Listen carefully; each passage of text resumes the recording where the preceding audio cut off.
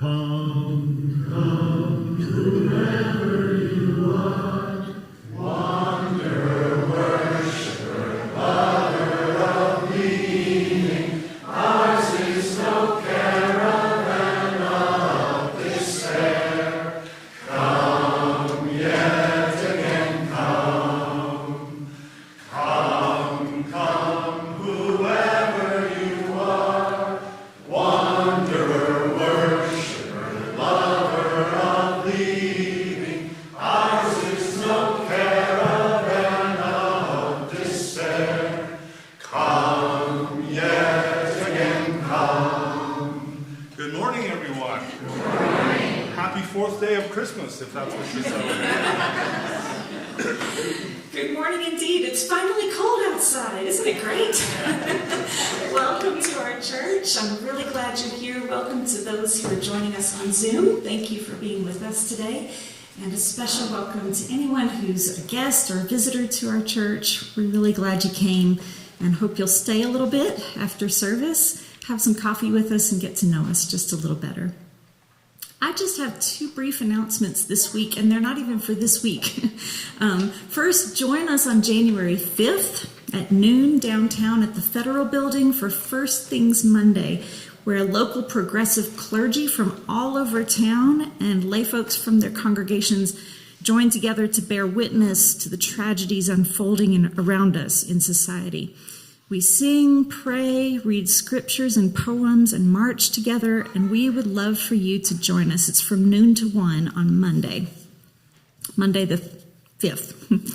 Then come over to the church that evening for community dinner at 6 o'clock and our monthly gatherings starting at 6:45. Amanda is hosting bingo. Bingo. Come on. I've got some space and creativity matters if you want to get a jump on the small group theme for January. And we always have childcare and kids activities. Our immigration justice team will talk about how to help organize your neighborhood to protect your neighbors. And Jim French will have a sauerkraut making demonstration. Yeah, that's the winner, but that one you got to sign up for. So see them at the environmental ministry table after worship. You can sign up for that. Now, we'll light our chalice to begin our service. Today I bring these words by Paul Vachon.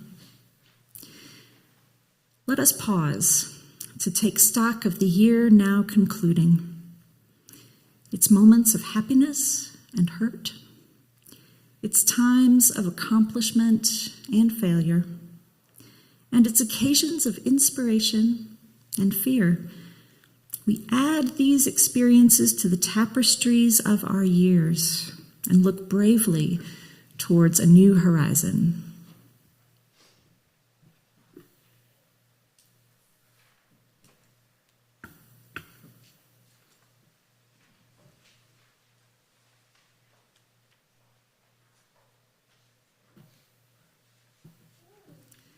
I invite you to rise in body or in spirit, and let's sing together. Our opening hymn is number 1.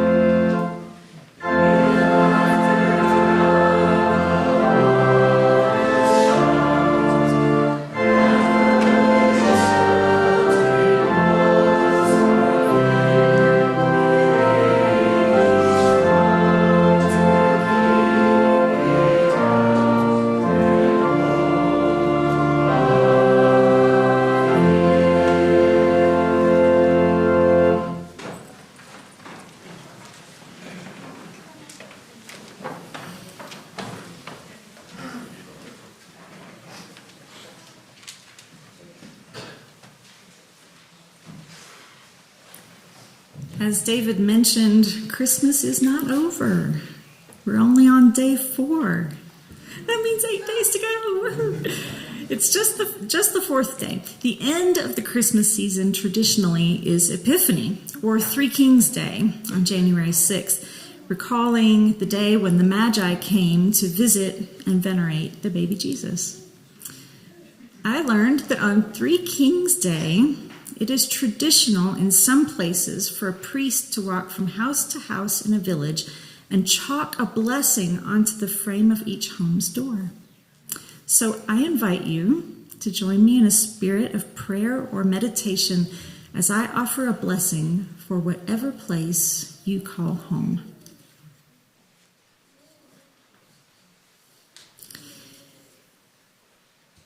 May your home be a haven, a place to hold safe what is most dear to you.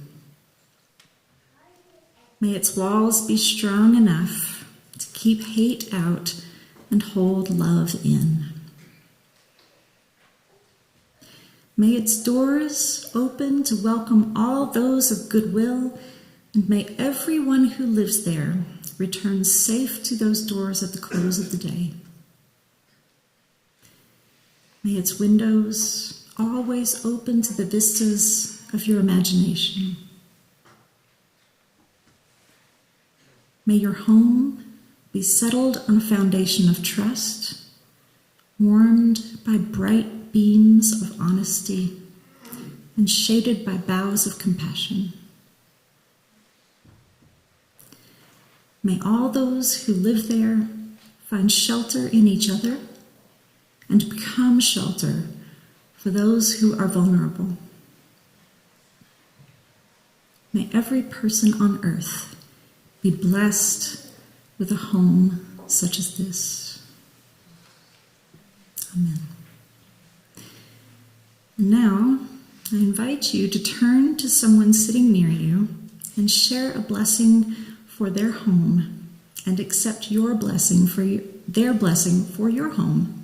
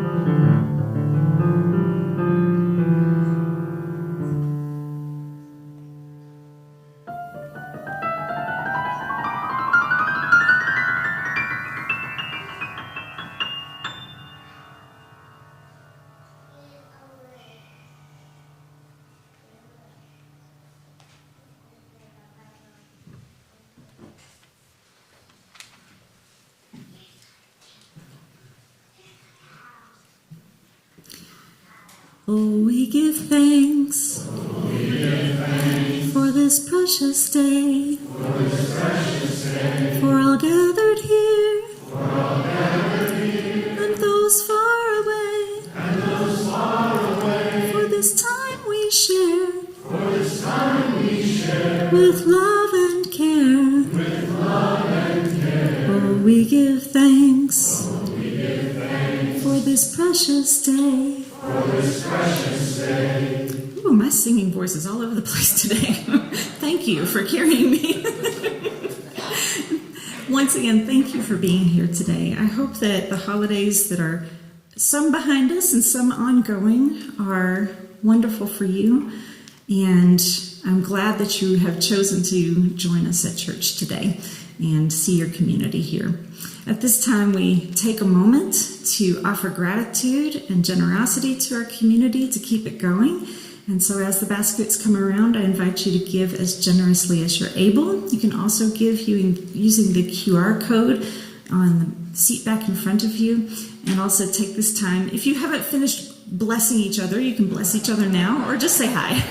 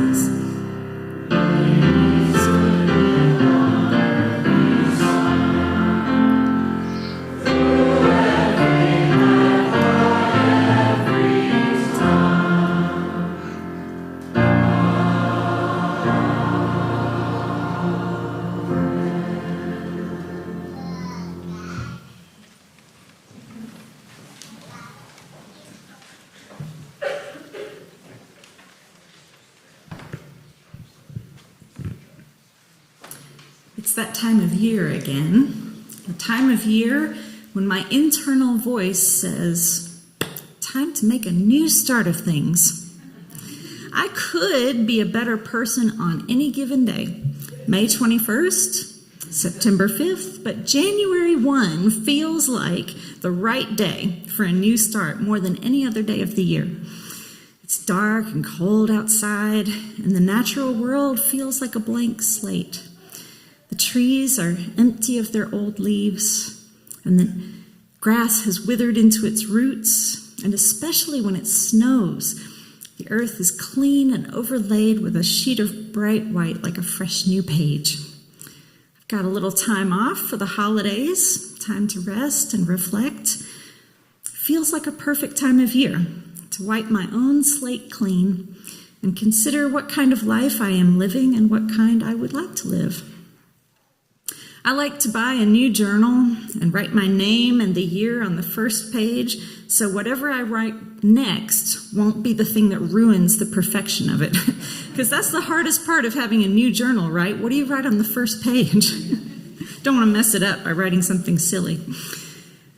I also like to buy a new planner, fill in all the important dates, write a new budget for the year, and set some financial goals.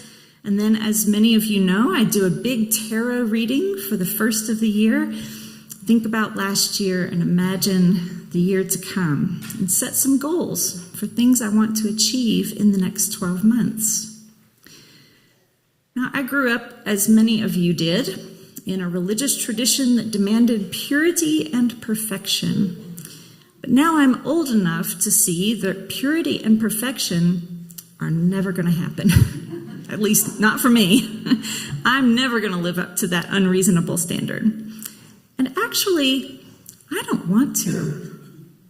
So many of the valuable lessons I've learned in life have been learned by screwing up. I suspect many of them could only have been learned by screwing up. Now, I'm not saying I want to screw up or that I'm trying to. It's just that it's inevitable anyway. So why not embrace it when it happens and squeeze it for all the juice I can get out of it? And anyway, You miss so much life when you're trying to do everything perfectly. Perfection is grossly overrated. Nevertheless, I still would like to be better. There's an art to living, and I haven't quite mastered it yet. And the game keeps changing too, doesn't it? Just about the time you figure out how to survive your 20s, suddenly you're 30. And by the time you're being good at being in your 30s, well, you get the drift. This urge to be better, to live better, and to make the world better, there's a name for it: progressivism. Surprise, surprise, I've landed myself in yet another religion that puts stock in self-improvement, although Unitarian Universalism wouldn't express this as an appeal to perfection or purity. Our faith doesn't gesture toward an end point where we will or should be finished or complete. Instead, we have had an equally unattainable goal: onward and upward forever. In other words, no matter how good it gets, there's always more we could do, always a higher standard we could reach for, which doesn't really feel like much of an improvement over perfectionism to me at all. Onward and upward forever. It was a phrase coined by the Reverend James Freeman Clarke, a 19th century Unitarian minister who founded the Church of the Disciples in Boston. He was a suffragist and an abolitionist, as well as a publisher who solicited works from Margaret Fuller and other transcendentalists, and wrote to spread the Unitarian message to what was then the frontier beyond the Mississippi. Clarke, perhaps more than anyone else, influenced the culture of Unitarian churches today. He believed that ordination to the ministry did not set him above the people in any way, but rather that every member of a church was called to a ministry. He believed that people needed to get to know one another outside of Sunday services. So he instituted discussion groups, Bible studies, and social action campaigns. Clarke did away with the pew rental system that supported churches. Yes, I know, renting pews, it's crazy, but that was how churches were supported at the time. He believed that reinforced class divisions among people, and so he replaced it with the earliest form of a pledge campaign. And he invited lay people to preach sermons and instituted committees for decision-making. So anytime you get a pledge request or you have to be in a committee meeting, you can thank James Freeman Clarke for that. Clarke influenced UU culture in another important way. He wrote to refute the 5 points of Calvinist theology, which was prevalent in America at the time, by writing what he believed were the 5 points of the new theology, the progressive theology of Unitarianism that had been developed by such figures as William Ellery Channing. The 5 points of the new theology were, according to Clarke, the fatherhood of God, the brotherhood of man, the leadership of Jesus, salvation by character, and the continuity of human development in all worlds, or the progress of mankind onward and upward forever. Now, for the time, this was really radical stuff, as I have preached to you before. But pay attention to the last two provisions: salvation by character and onward and upward forever. Salvation by character meant that inner goodness and moral development were what made a person good, not their beliefs or the grace of the divine.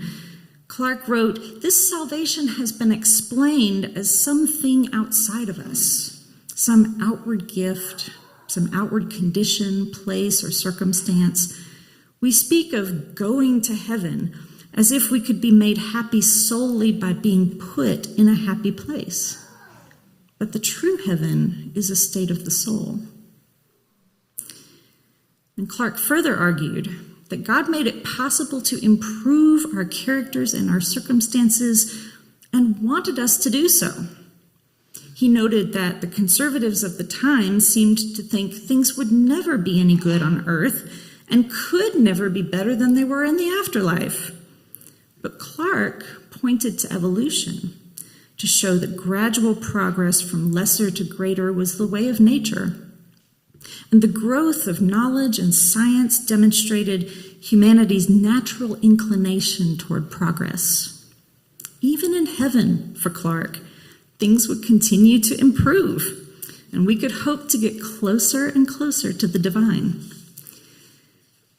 Clark didn't believe that God expected perfection from human beings. Rather, God gave humans the ability to become better. And because we could get better, God would accept no excuses for not doing it.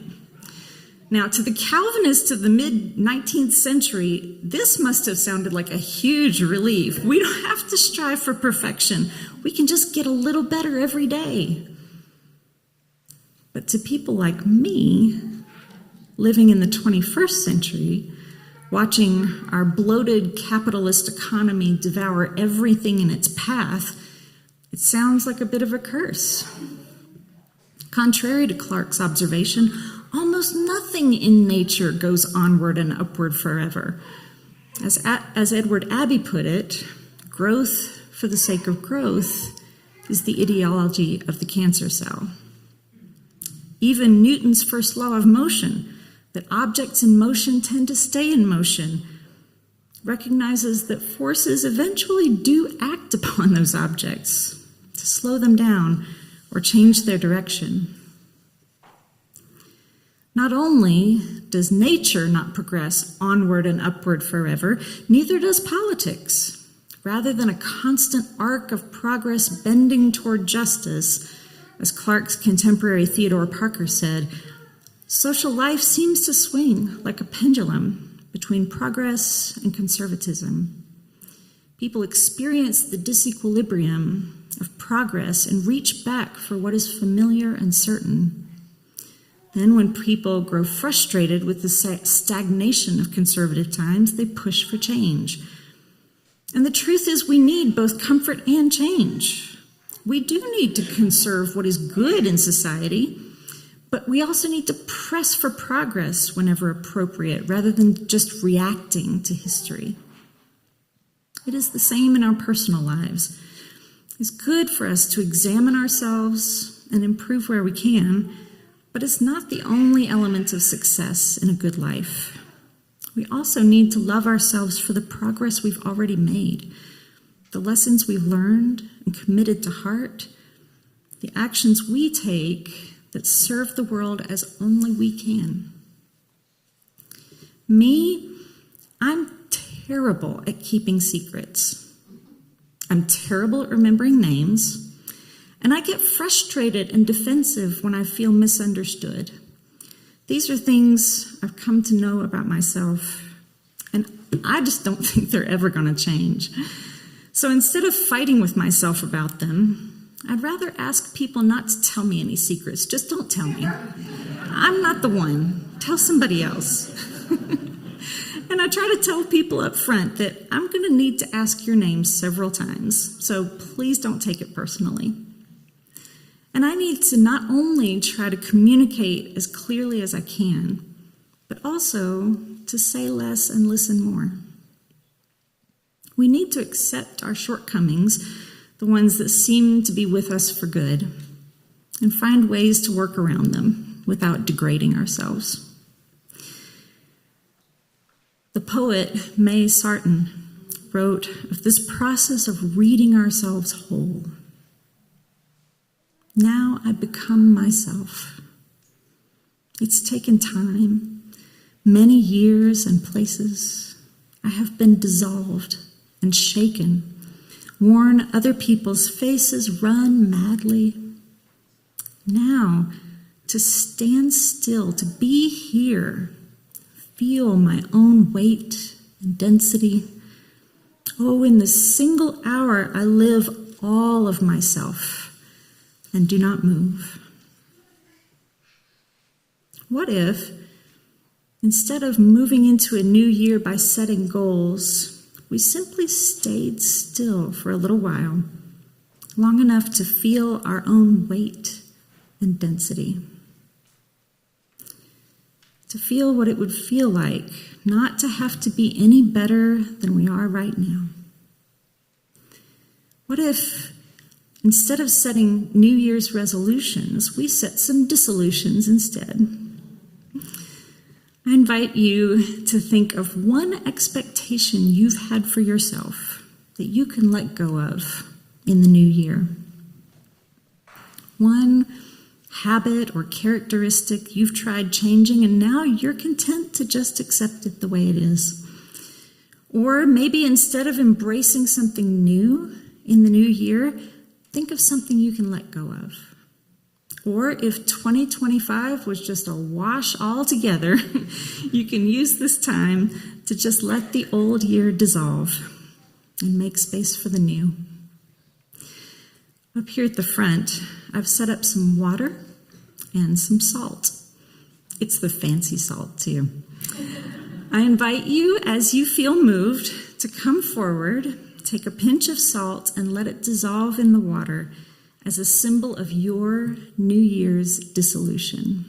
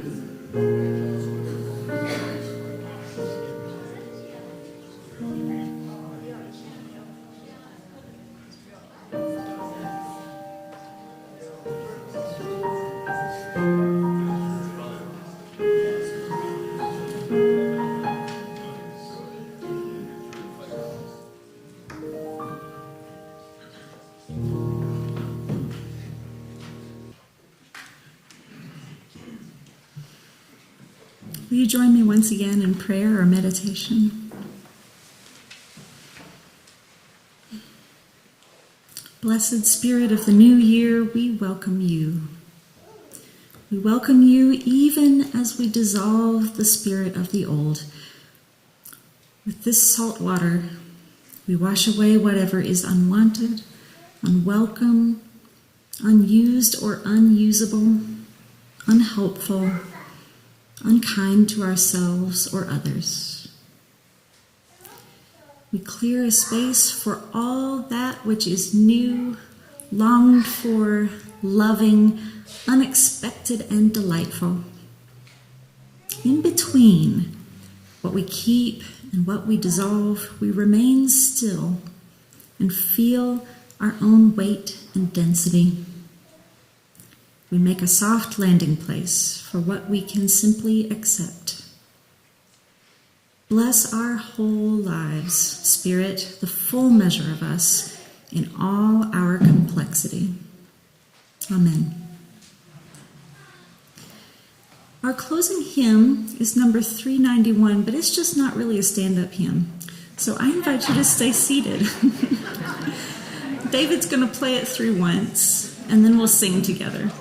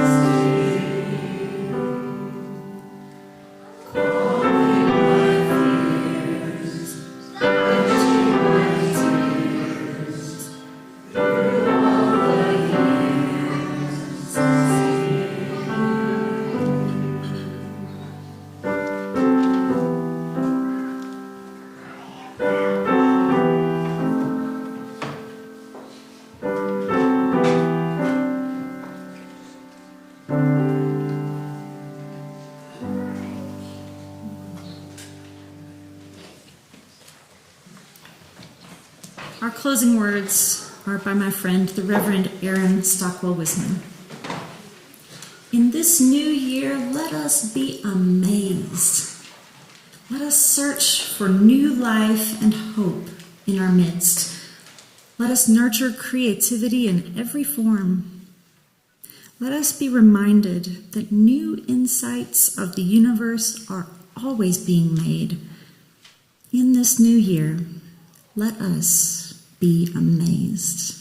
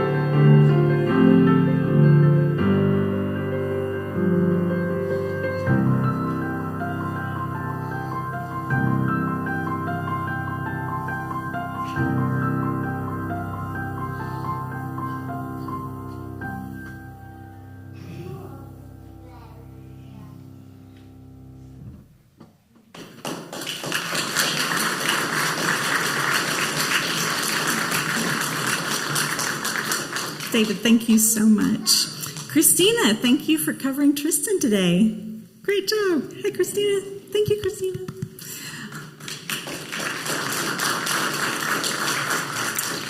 If you brought your kids to worship, thank you. I just love having their energy here. It's wonderful. And thank all of you for being here. We have coffee, so please stay and enjoy some.